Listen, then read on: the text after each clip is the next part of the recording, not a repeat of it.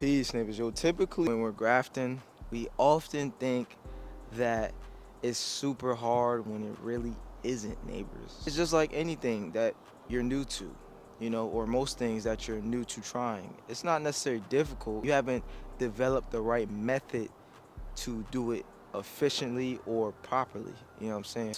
And I'm not going to go into the whole perspective of not thinking and just grafting because I have a whole episode that you should watch before you even start grafting, which is called Don't Think, Just Graft. That title alone says a lot.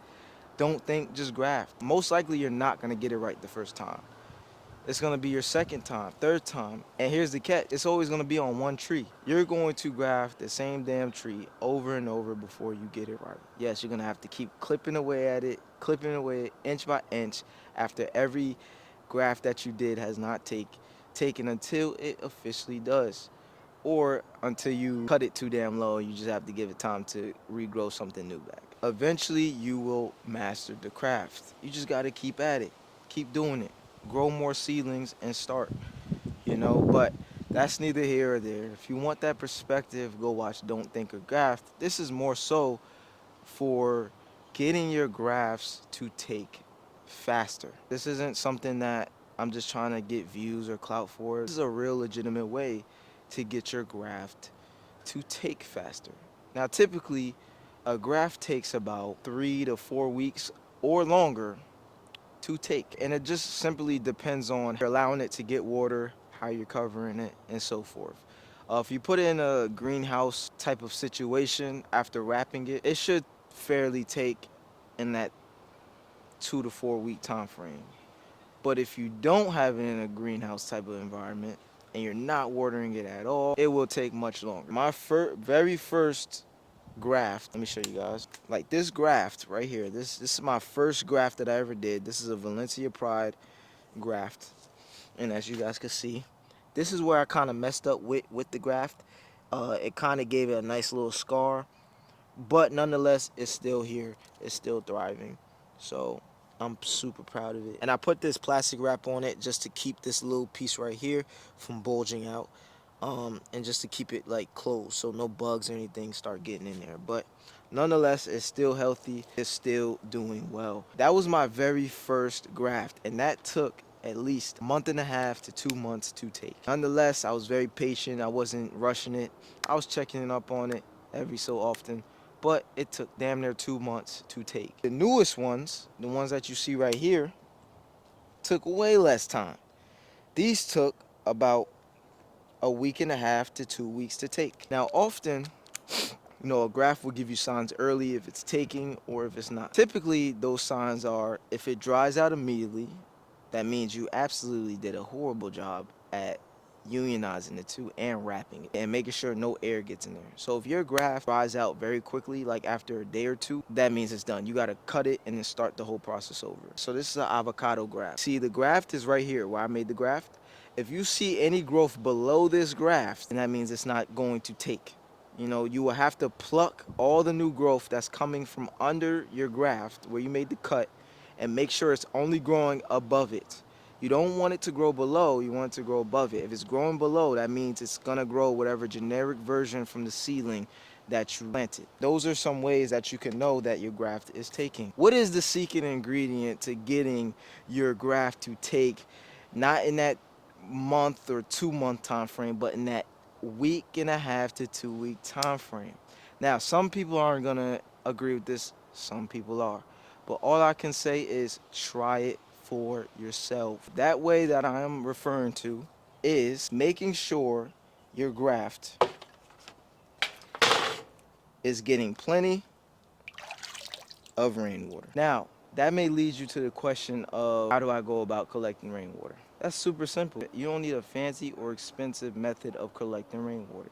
You can simply go do what I did. This is where creativity plays into the mind. You could go to Home Depot, what I did, and get you an inexpensive trash can. I would typically go with the trash can that has wheels on it, so it's easier to pull and haul around. Go get you a few of those, which is $30, $40, and which is way less expensive than getting you a water barrel or some shit like that. And each garbage can could give you, I think, 34 gallons.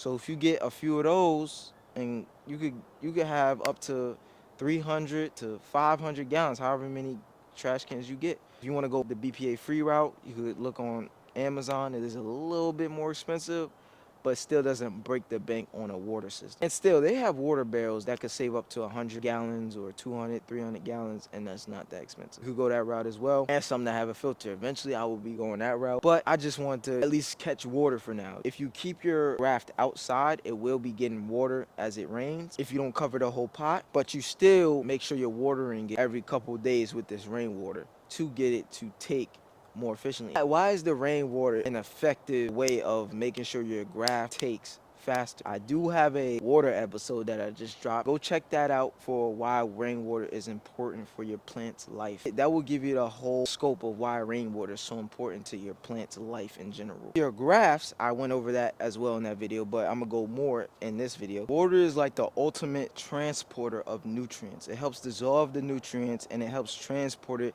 deep down to the roots. Also, not to mention, I don't want to skip over this part as well, rainwater carries a slightly acidic pH, which your tropical plants or just trees and plants in general love slightly acidic soil, which will also help the uptake of these nutrients that it's getting from the rainwater or from the nutrients that's already on the topsoil or somewhere in the soil.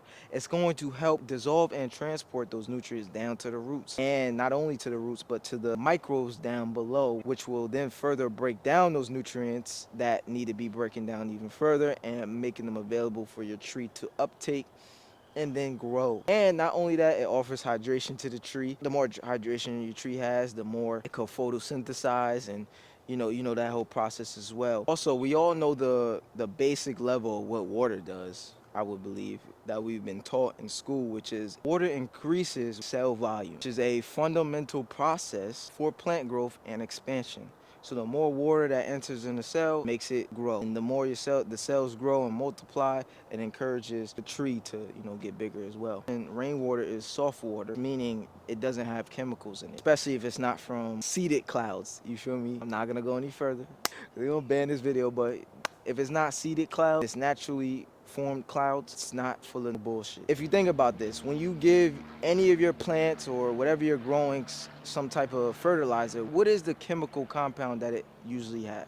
Nitrogen. That's because nitrogen encourages your tree to grow faster, to grow more vigorously, grow more foliage. Tree has more leaves, it takes in more sun, photosynthesizes even more, which then creates its own food to grow, and then that whole cycle continues, neighbors. I truly encourage you guys to start collecting more rainwater, because that is the #1 principle to getting your grafts, and I'll go as far as saying your air layers as well, to take even faster, neighbors. Not necessarily waiting that month and a half time frame. This is why the best time, in my opinion, to graft is typically rainy season. Whenever your rainy season is, wherever you are in the region or in the area or in the world, make sure that's when you're doing your grafts. If you have the scions available to do the grafts, make sure you are executing these grafts around rainy season. I was making a video, but somehow I scrapped it, but we had a few days of hard rain. You could literally see the grafts taking out, like pushing out growth after a week of me grafting it. A week. I'm not saying rush your grafts or anything. Just because it pushes out that new growth or it bulbs a little bit immediately doesn't mean that it's going to take, because part where you made the graft has to also unionize and the tissue has to grow back as well. So it's not always a good thing to rush your trees to take fast, but I am saying that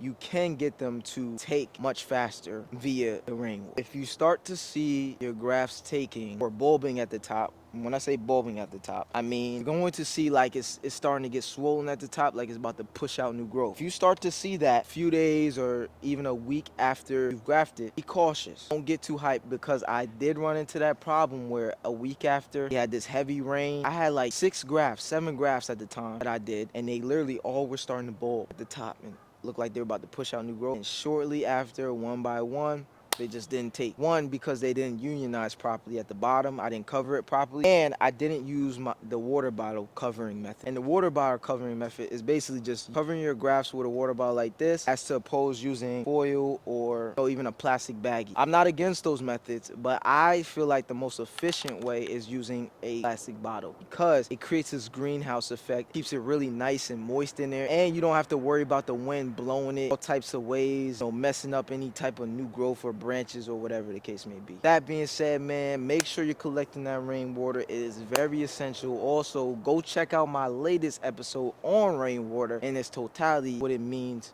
to your graft, so that you can start reaping the benefits of this beautiful amendments that nature naturally gives to you. I call water an amendment because it has so many things that it offers your plant. It's a natural amendment, it's a natural fertilizer, it's a natural growth hormone, it's a natural transporter of nutrients.